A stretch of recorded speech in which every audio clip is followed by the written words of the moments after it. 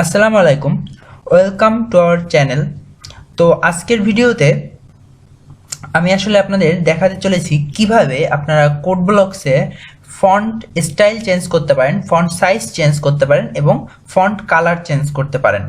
তো চলুন দেখে আসা যাক। সবার প্রথমে আমি আপনাদের একটা কথা বলে দিই, ধরুন আপনি যদি ফন্ট সাইজ চেঞ্জ করতে চান, ফন্ট সাইজ, দেন আপনি কি করতে পারেন, আপনার যে কিবোর্ডের কন্ট্রোলটা আছে সেই কন্ট্রোল বাটনটি চেপে ধরে আপনার মাউসটা যদি আপনি স্ক্রল করেন তাহলে কিন্তু আপনার এই ফন্টটা অটো বড় বা ছোট হয়ে যাবে।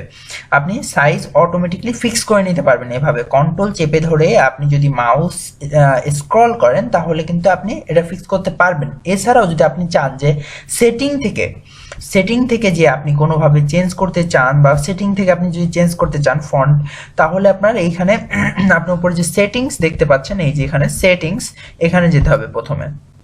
তো সেটিংসে যাওয়ার পর এখানে অনেকগুলো অপশন দেখতে পাচ্ছেন, এর মধ্যে থেকে আপনি এডিটরে যান। এডিটরে যাওয়ার পরে এখানে আপনি দেখতে পাচ্ছেন এই যে চুজ অপশনটা রয়েছে। এখানে এডিটরে প্রথমে একটা চুজ অপশন রয়েছে, এই চুজ অপশনে আপনি চলে যান।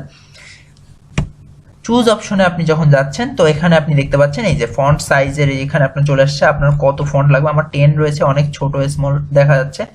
এবং ফন্ট স্টাইল যেটা আছে, আপনি এই যে এখান থেকে আপনার ফন্ট স্টাইলটা আপনার মন মতো চুজ করে নিতে পারেন। আপনার যে স্টাইলটা মন চায় আপনি সেই স্টাইলটা দিতে পারেন সিলেক্ট করে। বাট আমি রেগুলার স্টাইলটাই রাখতেছি, এটাই সব থেকে পারফেক্ট দেখা যায় আমার কাছে। আমার চেঞ্জ করার কোনো প্রয়োজন মনে হচ্ছে না, আপনি চাইলে চেঞ্জ করে নিতে পারেন। এবং এখান থেকে ফন্ট কালারটা আপনার মন মতো আপনি দিয়ে নিতে পারেন। তাহলে যে অ্যাজ ইউজুয়াল যে টেক্সটগুলো থাকে বা ফন্টগুলো থাকবে সেগুলো আপনার চেঞ্জ হয়ে যাবে এখানে। এখন সাইজটা আমরা দেখি, এখানে মনে করেন 18 দিয়ে দিলাম, তো ওকে দিয়ে দিলাম। না, ওখান থেকে ওকে দেওয়ার পরে এই যে নিচে আপনার আবার ওকে করে দেবেন, তাহলে দেখতে পাচ্ছেন এই যে আপনার চেঞ্জ হয়ে গেছে, এই যে কিন্তু ফন্ট সাইজটা বড় হয়ে গেছে। এবার আবার হচ্ছে ফন্ট কালার যদি আপনি চেঞ্জ করতে চান। এখন ফন্ট কালারের কথা বলতে গেলে কোড ব্লকসে আপনি যে কোড করেন এটা কিন্তু কোনো র্যান্ডম ফন্ট নয়।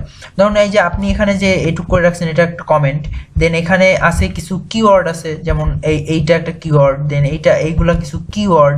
তো এরকম কিওয়ার্ড আছে, কমেন্ট আছে, ভ্যারিয়েবল আছে, তো প্রত্যেকটার আলাদা আলাদাভাবে আপনি কালার ডিফাইন করতে পারেন। সেটা আপনার আবার সেটিংয়ে যান, সেটিংয়ে যে আপনি তো এডিটরে আসার পরে আপনি এখানে দেখতে পাবেন যে সিনট্যাক্স হাইলাইটিং।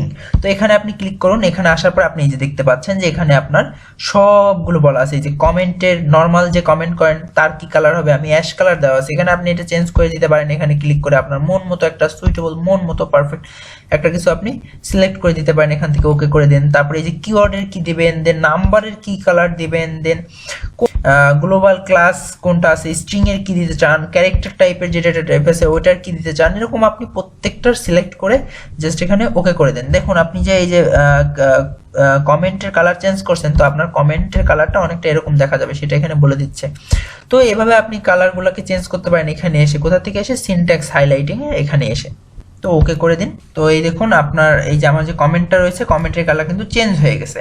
তো এভাবে যদি আমি চাই তাহলে আমি কি করতে পারি, আমি কিন্তু এই শুধু কমেন্ট নয়, এখানে যে ফন্টগুলো আছে যেমন কিওয়ার্ড আছে এবং যে কোনো নাম্বার যেগুলো ইউজ করব প্রত্যেকটা ইন্ডিভিজুয়ালি ফন্টের যে কালারটা আছে সেই কালারগুলোকে আমি কিন্তু চেঞ্জ করতে পারি।